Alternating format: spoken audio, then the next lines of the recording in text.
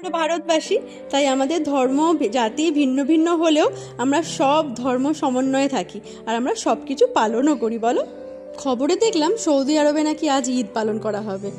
তা আমরা এবার পিছিয়ে থাকি কেন, ভাবলাম বাড়িতে একটু লাচ্ছা বানাই। তবে আজকে না লাচ্ছাটা একটু অন্যরকমভাবে বানাবো। কালকে এমনিই বাপির জন্মদিন ছিল, তাই জন্য আজকে বাপির পায়েস খাওয়া হবে আর লাচ্ছাটাও ভালো লাগবে খেতে, সেই জন্য লাচ্ছাটা নিয়ে আসা।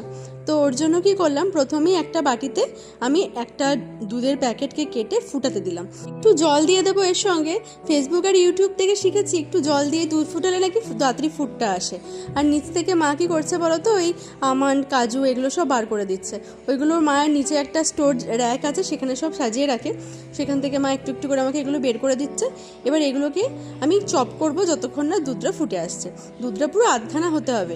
আর এগুলো দেখো, এগুলো আমার কুচি করা হয়ে গেছে। কিশমিশ দেবো না, কারণ কিশমিশটা না এই লাচ্ছার সঙ্গে আমার একদম ভালো লাগে না।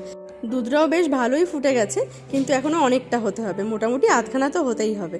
এই সময় না দুধের মধ্যে আমি 4টে এলাচকে ফাটিয়ে দিয়ে দিচ্ছি। আর পায়েসে তো এলাচের গন্ধ ভালোই লাগে, তাই না বলো?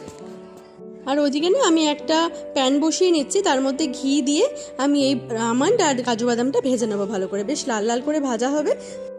এরপরে আমি এই যে লাচ্ছার প্যাকেট থেকে যতটা পরিমাণ তোমাদের লাগবে, আমি এখানে দুটো এই যে রাউন্ডগুলো থাকে দুটো এরকম পিস নিয়ে নিয়েছি, আর কিছুটা গুঁড়ো নিচে ছিল নিচের মধ্যে, সেই গুঁড়োগুলো নিচ্ছি। কি করবো বলো তো, এটা ভাজাই থাকে, এটা ভাজবো না কিন্তু ওই যে প্যানের মধ্যে যে ঘিটা এক্সেস লেগে রয়েছে, সেই ঘিটা যাতে এর মধ্যে পুরোপুরি মিশে যায় একদম সুন্দরভাবে, এটা থেকেও তাহলে একটা সুন্দর ঘিয়ের গন্ধ বেরোবে, অ্যাবজর্ব করে নেবে এটা ঘিটাকে, তাই জন্য করা। আর এই দেখো দুধটা কতটা পুরু হয়ে গেছে, দেখেছো?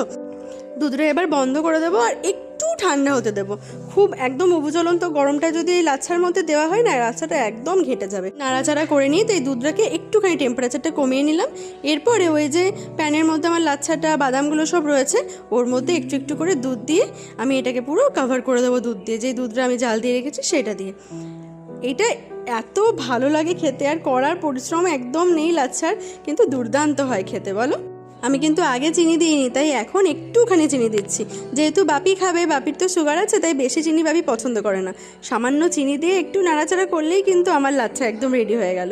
তোমরাও এভাবে একবার বানিয়ে দেখো, বিশ্বাস করো তোমরা ঠকবে না, দারুণ লাগে খেতে। আর এবার লাচ্ছাটা বাবাকে আর মাকে দিয়ে দিই। আমার তো ভীষণ ভালো লাগে। সেমাই আমি এমনিতে খাই না, আমি চালের পায়েসই বেশি ভালোবাসি, কিন্তু লাচ্ছা হলে আমি খাই। আমার লাচ্ছা একদম রেডি আর সার্ভ। আমার ভিডিওটা তাহলে এখানেই শেষ করলাম। ভালো থেকো, দেখা হবে পরে ভিডিওতে, টাটা।